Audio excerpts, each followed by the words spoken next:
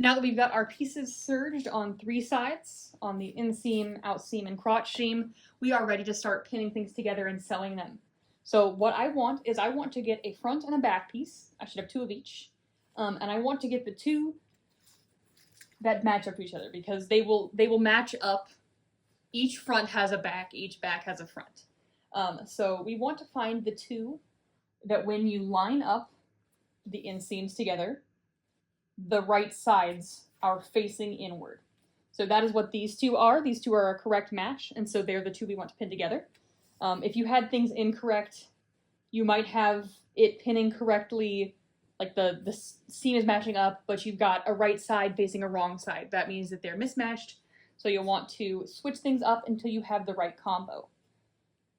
Once you've got your 2 correct front and back pieces paired together, we're going to want to pin each of them. So what I'm going to do is I'm going to line this seam up, and then I'm going to use pins to hold everything in place and match up my stitch line. So the stitch line is the same as when we've been doing our samplers and our fabric maze.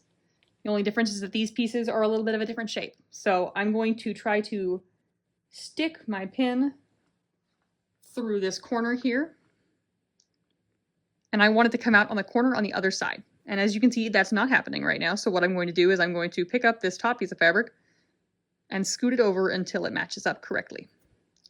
It's important that our stitch lines match up correctly because that is what is going to make our shorts the right size, the right fit, and the right shape, because you want them to be the shape that they were designed to be. Otherwise, you'll get something really strange and confusing.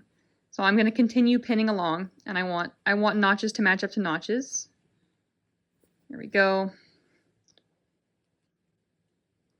And there's another notch down here. So I'm starting with pinning corners and notches, and then I will go back through and add a couple of straight pins, or pins on the straightaways. The reason why I'm doing that is because I know that everything is in the right place, right to left now, because these are lining up. So I know they've got their anchor points in the correct spot. I think I'm going to add just one more pin down at the edge here. As you can see, my seam allowance got a little weird down there, but that is totally fine. And so now I'm ready to go ahead and head over to my sewing machine. You'll want to do this with both of your pieces, and then you'll be ready to sew your inseams. At my sewing machine, everything is all threaded and I'm ready to go. So I'm going to place the edge of my fabric underneath my presser foot. And even though my stitch line stopped right here, I want this seam to go all the way up to the top and all the way down to the bottom. That way my shorts won't have any holes in them. We won't be dealing with any weird gaps in stitching. There are specific cases where you want to stop at the stitch line, but typically you're going to want to continue all the way through the seam allowance to the edge of the fabric. And I've reached this notch that I had marked here, and so I'm going to put my needle down and just pivot a little bit because that is how the piece is shaped. And I'm going to backstitch at the end. So you'll want to remember to backstitch at the beginning and end of your project. And once you've got it stitched, it should look like this. My stowing is nice and on the stitch line. It looks really good. So now I'm ready to go take it over to the iron and press this seam open. You'll want to repeat the stitching on both pieces. My inseam is all nice and stitched. Everything is looking good, so I'm ready to press this. I want to do our 3-way press, the same kind of press we've been doing on all of our samples and whenever we press anything, pretty much.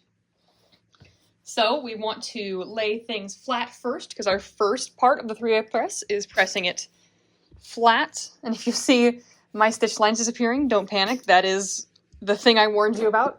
Hopefully yours are not disappearing right now because you didn't use a Fixon pen like me. I will just redraw the parts that we need again. Next, you'll want to open everything up. So wrong sides facing towards you. We're going to press our seams open.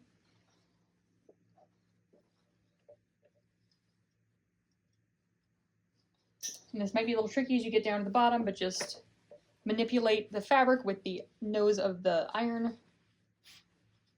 There we go. And then we're going to flip it for the last part of our 3-way press. And these 3-way presses are really important in making our seams look crisp and nice and well done.